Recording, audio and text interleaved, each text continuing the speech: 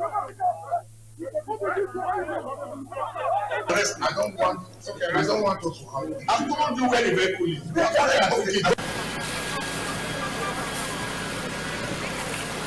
The truck was actually coming from Ring Road. It missed a step. So as it was trying to gather itself, it fell.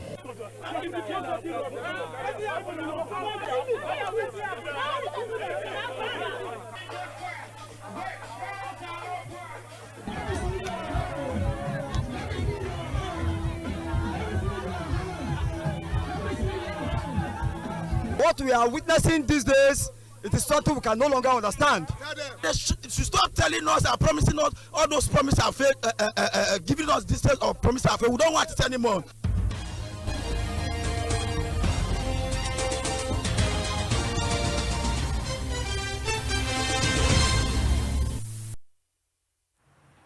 Good afternoon and welcome to BeeTv News Update at 3.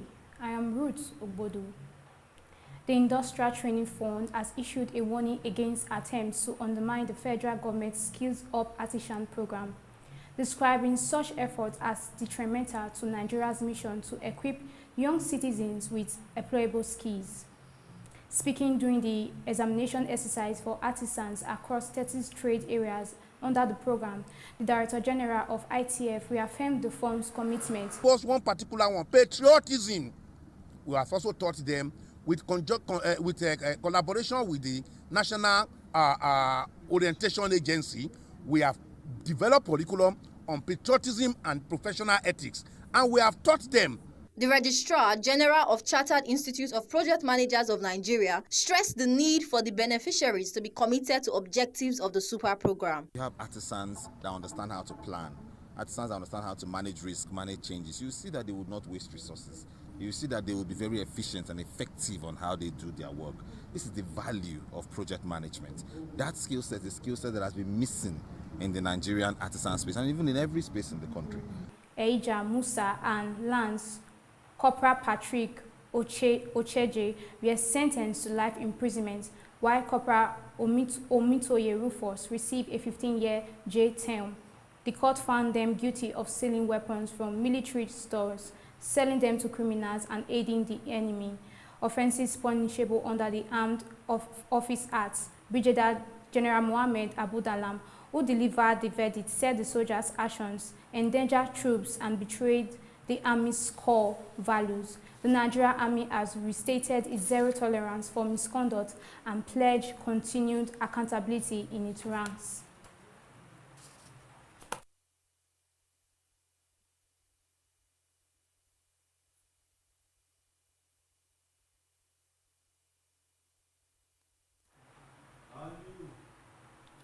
The focal person on youth employment to the governor of Yobe State, Mai Malabuni, has enrolled 100 orphans from Mafa village into primary schools. These children, who lost their parents in a Boko Haram attack last year, were also provided with essential educational materials to support their learning. The reports.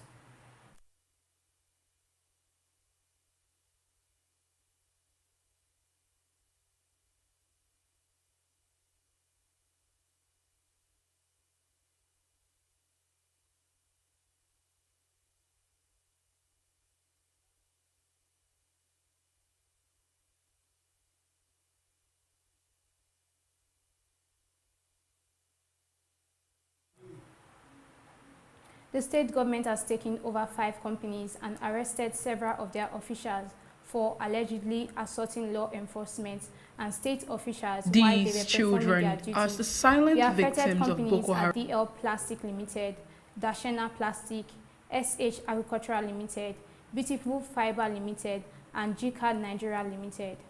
They all operate along the Ojiri axis of the Lagos-Ibadan Expressway. Special Advisor to the Governor and Environment and Managing Director of the Ogun State Waste Management Authority, Mr. Abayomi Uye, explained that the firms were sealed after repeated warnings and official notice over serious environmental infractions, including improper waste disposal, open burning, and refusal to use accredited waste collectors, Mr. Uye said. Despite several letters and visits spanning 6 months, the companies ignored directives and even removed government seals placed on their premises.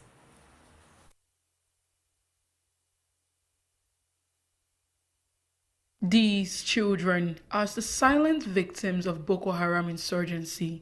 Their parents were Inspector General of Police Kayode joined former Inspectors General of Police and other dignitaries in paying heartfelt tribute to the late Solomon Arese, the 18th dignitaries Inspector General of Police who passed away on August 31st. The tribute event held at Nigeria Police Resource Center in Abuja honored the outstanding leadership and dedicated service of the late police chief. The solemn event brought together senior government officials, past police herdsmen, and family members who record Hara's enduring legacy, a professionalism, reforms, and integrity in Nigeria's police force. The Day of Tribute formed part of activities lined up to honor the life and times of the late former Inspector General of Police. Have been a good colleague, a friend of mine. The Edo State government, under the leadership of Governor Monday Pebolo, has signed a landmark agreement with the European African Chamber of Commerce and Industry, a coalition of chambers of commerce spanning 98 countries across Europe and Africa. The agreement was signed during the 2025 Edo State Global Investment Summit, which took place in Glasgow, Scotland, United Kingdom. The agreement established a framework for strategic investment in Edo State, with Euro-Africa CCI committing to inject $250 million over a period of 3 to 5 years. Under the agreement, investments will be channeled into key sectors including agriculture and agro-processing, mining and solid minerals, technical education and skill training, renewable energy and green infrastructure. Governor Monday Pebolo, through the Office of the Secretary to the State Government, reaffirmed his administration's commitment to creating an enabling business environment through streamlined registration processes, transparent land administration, and where applicable, tax incentive. He emphasized that the government will uphold transparency, accountability, and strong institutional. There are 18 persons on board the race shortly after resulting in 21 injuries, but no fatality. Key findings by the Nigeria Safety Investigation Bureau say previously damaged sleepers of the train were only patched rather than replaced. The train's automatic crossing point switch was unserviceable and operated manually without a broken clip. Safety recommendations by the NSIB include the replacement of all damaged sleepers to ensure track stability, the installation of OEM standard point switches along the Abuja-Kaduna corridor, and provision of fresher training for NRC personnel.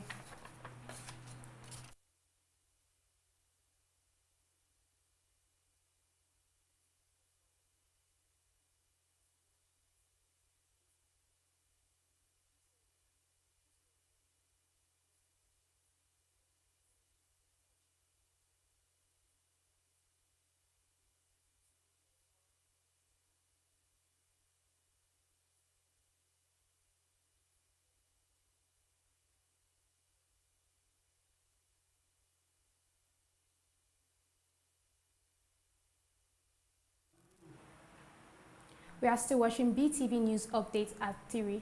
Do stay with us while we go on a short break. Today, we raise our voices, our hearts, and our songs in celebration of Ariadne, a woman of substance, a pillar of excellence, Mrs. Sonia Louis Ulame, a mother with a golden heart, a leader with vision, a friend to many, and a shining light to all. On this special day, we celebrate your grace, your wisdom, your kindness, and the countless lives you continue to aid. This message is from your husband, Mr. Louis Ulame, Okaigele of Ohun Community.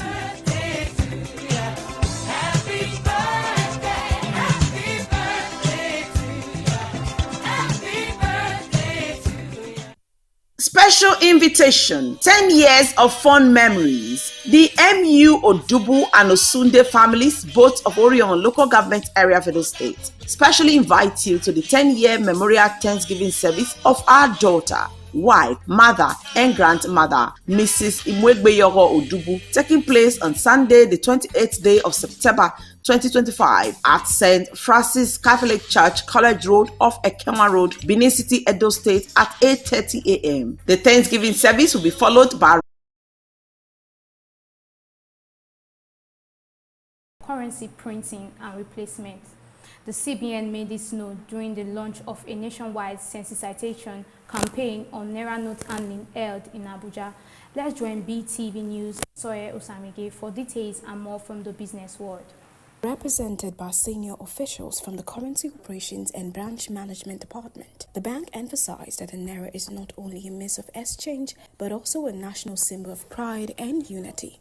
The CBN attributed increased expenses in currency management to practices such as forwarding, mutilation, spraying at event, writing on banknotes, and other form of mishandling. The sensitization campaign themed Naira Our Pride, Handle with Care is aimed at promoting proper currency handling and fostering behavioral change among citizens. The initiative targets widespread participation from stakeholders, including banks, market operators, transport unions, civil society, religious institutions, and the media. According to the CBN, currency insurance expenses encompasses printing, distribution, processing, and disposal. These costs have risen significantly due to the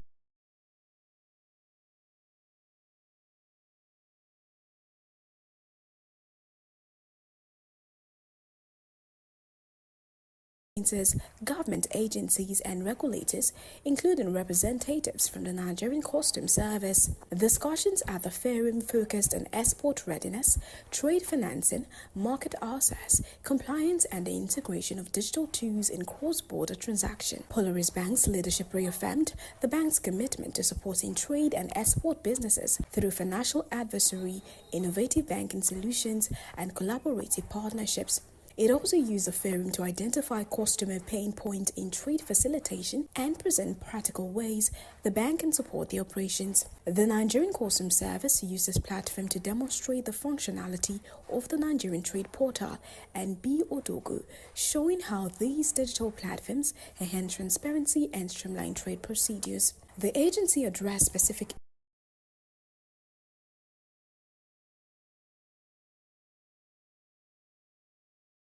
productivity and enhance national food security.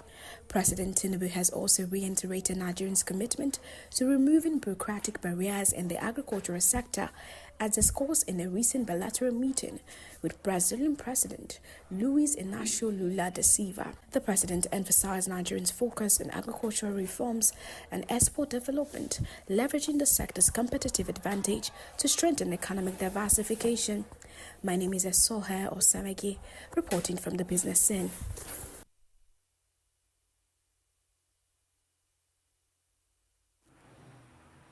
Now to global scene. Malawi's former president, Peter Mutharika, has been declared the winner of last week's elections in a huge comeback for the 85-year-old.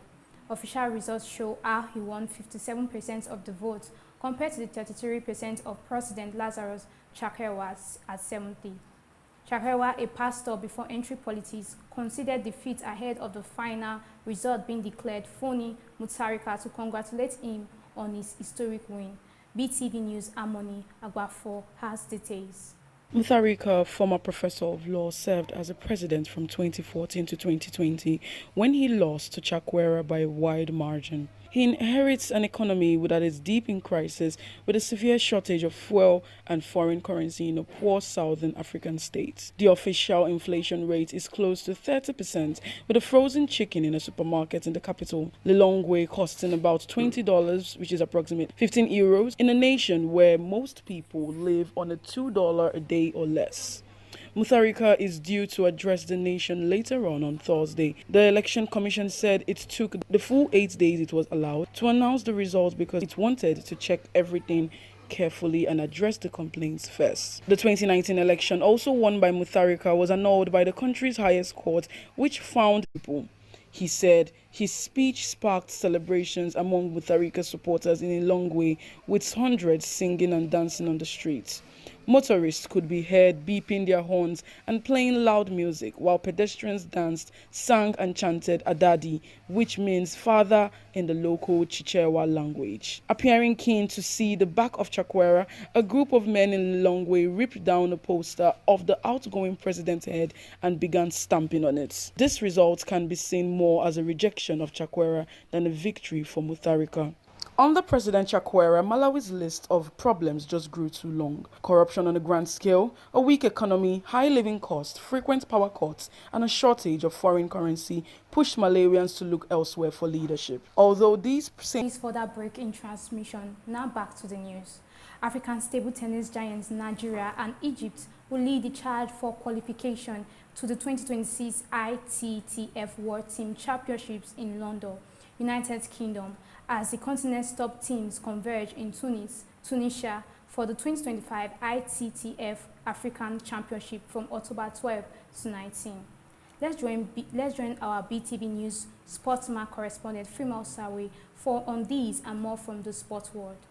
Africa's table tennis giants Nigeria and Egypt will lead the charge for qualification to the 2026 ITTF World Team Championship in London, United Kingdom, as the continent's top teams converge in Tunis, Tunisia's capital, for the 2025 ITTF African Championships from October 12 to 19. London 2026 marks a historic centenary celebration, returning the World Championships to the city where it all began in 1926. The Tunis tournament serves as the official African qualification event, with the top performing men's and women's teams securing their place on the sport's grandest stage. In the men's division, Nigeria West